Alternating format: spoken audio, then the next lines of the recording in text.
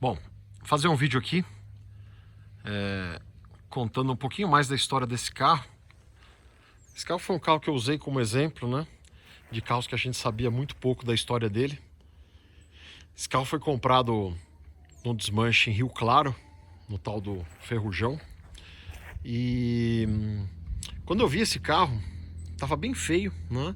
Ele tava totalmente desmontado, já faltando a maior parte dos equipamentos dele, né? Mas algumas coisas me chamaram muita atenção, né? Quando a gente via aquelas fotos dele no primer, e era um primer antigo, parecia que alguém começou a fazer uma reforma em algum momento e abandonou. A gente via essas entradas de porta aqui, né? Tudo com pintura de fábrica ainda. Foi dado um primer externo, mas a pintura era toda de fábrica. A gente via o capô dele também com pintura de fábrica. Então era um carro muito feião, né? Incompleto, mas que tinha indícios de que não era um carro que tinha sido muito detonado, né? Era um carro que, ao que tudo indicava,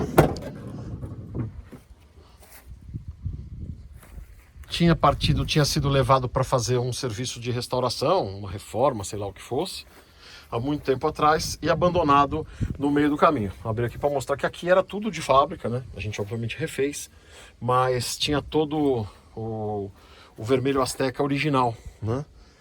E aí, a segunda coisa que me chamou muita atenção foi o fato do carro ainda ter o motor de plaqueta, né? E curioso é que o anúncio na época, né, era o anúncio do carro sem motor, e tinha um anúncio do motor sem o carro, e no anúncio do carro sem motor dizia que, olha, por mais tanto, ou seja, pelo dobro do preço, vai com o motor do carro, né? Eu falei assim, olha, eu acho que tem uma boa matéria-prima aqui para um projeto de restauração. A gente estava num momento que estava percebendo cada vez mais que esses carros, principalmente os RTs até 75, estavam ficando cada vez mais escassos, cada vez mais difíceis de achar.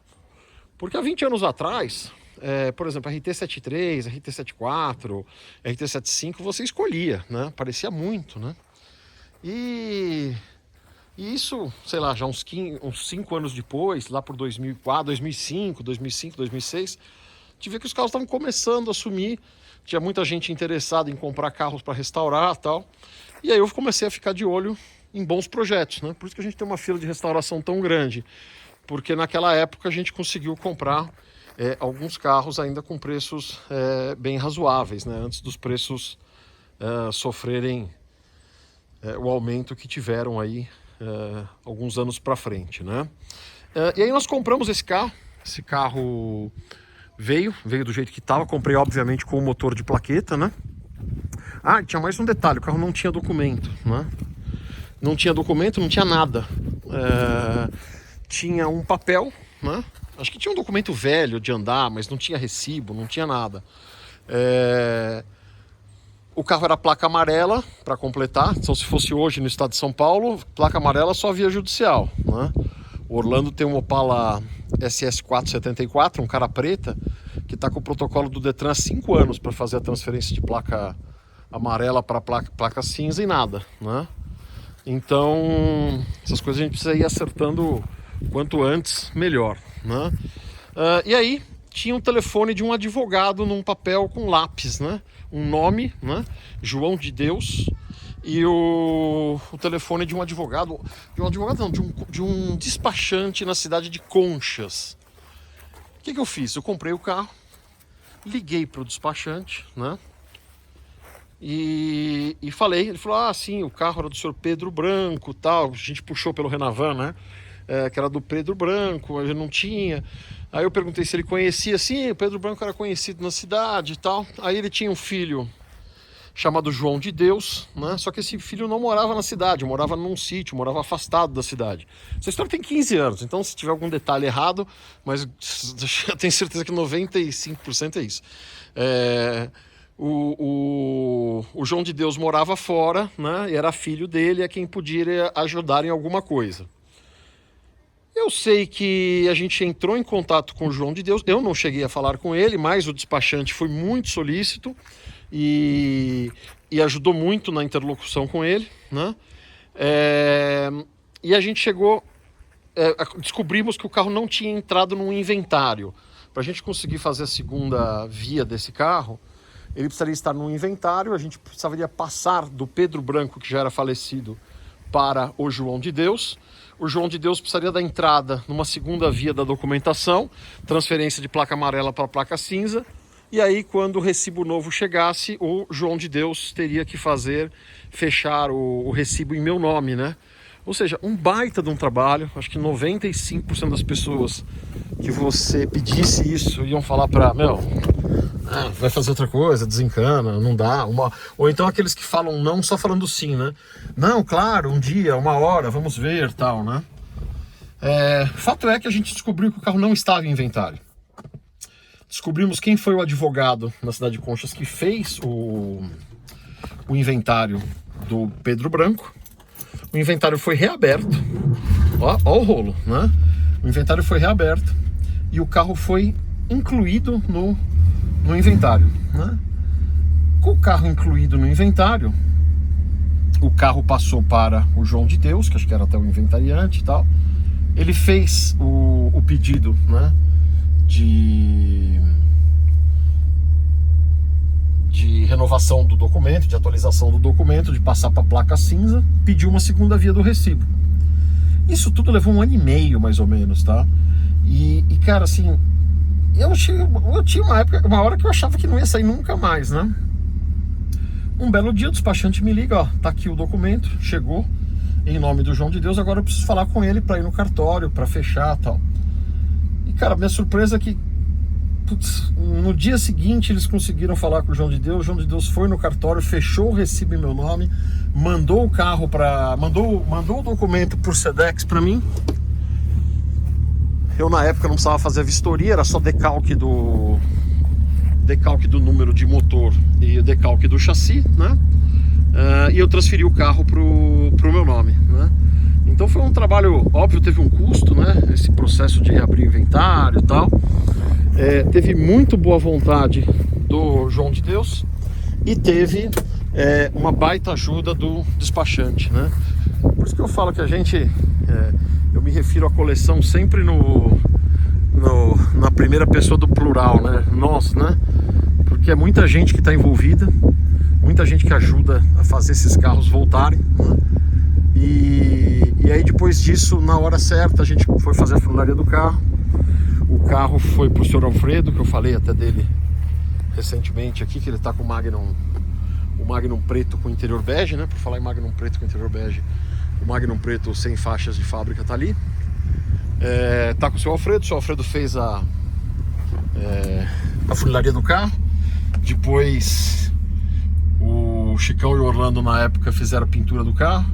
O carro foi pro Serginho. O Serginho fez a montagem. Teve os mecânicos que trabalharam aí para fazer o motor do carro, fazer toda a mecânica, tapeceiro. Então é muita gente envolvida, né, na restauração de um carro, e não só na restauração, mas na recuperação de tudo, né, desde a parte de documentos e tal. E aí, por que eu resolvi fazer esse vídeo hoje? Eu recebi uma mensagem pelo Facebook. Essa mensagem veio... eu falei do Magnum preto, o Rafa tá levando ele lá. Eu recebi uma mensagem pelo Facebook do museu, e eu tenho muita dificuldade para acompanhar as mensagens do Facebook do museu, Facebook da coleção, meu Facebook particular, Instagram, tal. Às vezes eu me perco, né? Às vezes eu acabo não respondendo alguém, eu costumo responder, ver tudo. Mas eu recebi essa mensagem de uma pessoa de Conchas, né, chamado Márcio Sartori. E esse Márcio Sartori, ele falou que era da cidade de Conchas e tal. E eu perguntei se ele conhecia esse carro. E ele não conhecia, mas ele foi se inteirar, né? E aí ele me respondeu dizendo que esse carro era do Pedro Branco. O Pedro Branco era um cara muito conhecido na cidade, que teve alguns Charger RT, que teve alguns dojões, e que normalmente comprava os carros 0 km, né? Então, olha a surpresa. Esse carro que a gente comprou num desmanche e que e que a gente salvou já das profundezas do Vale da Morte, né? Não foi nem da beira do Vale da Morte. Provavelmente, muito provavelmente, era um carro de único dono, né? E aí você vê, o carro estava num desmanche, né? E aí agora, minutos atrás, o Márcio me mandou uma mensagem que o neto do Preto Branco, que também chama Márcio, contou que o carro, depois que ele faleceu, ficou muito tempo meio desmontado na garagem e tal, e eles, depois de muito tempo, resolveram vender. Só que como não tinha documento, o carro desmontado, o carro acabou indo para um desmanche. E provavelmente iria para o céu dos carros quando a gente entrou em ação e conseguiu comprar, e com esse esforço todo trazer o carro de volta, né? Então o carro comprado no desmanche, que podia ser para muita gente uma carcaça. Eu lembro de uma pessoa que se interessou pelo carro, né? E as pessoas têm visões um pouco diferentes, né? E eu falei, eu tenho um RT75 vermelho Azteca. Não me dá aqueles banzos, às vezes dá vontade de diminuir um pouco os projetos. Se você quiser eu passo e tal, né? E como é que é o carro? Eu falei, não, o carro é bem estruturado, tal, mas é completo? Não. Mas o que tem? Eu falei, não tem nada. Algumas coisas tem, mas imagina que não tem nada. Tem uma boa estrutura, tem um motor de plaqueta, e o resto você vai atrás, né? Não, mas não tem banco, não tem painel. Eu falei, não tem nada, né? E a pessoa assustou, e hoje o carro tá aqui, né? Tá completo, tem banco, tem painel, tem tudo, o carro anda, né? E aí o que acontece? Quando a gente vê um carro desse e um carro desse deixa de ser desmanchado, né? É uma história de pessoas que acaba sendo preservada, né? Então, por exemplo, esse carro aqui era do Pedro Branco, que eu nunca conheci, mas fiquei sabendo da história agora. O cara que tinha os carros, que tinha os Dodges novos, né? Comprava os Dodges novos, que era um cara conhecido na região dele, né? Esse carro aqui do lado foi do meu avô desde zero, e a gente conseguiu recomprar, já contei a história algumas vezes. Esse carro aqui foi do Raul Seixas. Esse carro era do seu Jerônimo, no interior do Mato Grosso do Sul, na cidade de Camapuã. Esse carro aqui, RT71, foi um carro tirado em Ponta Grossa. Recentemente, por conta dos vídeos aqui, 2 ex-proprietários apareceram.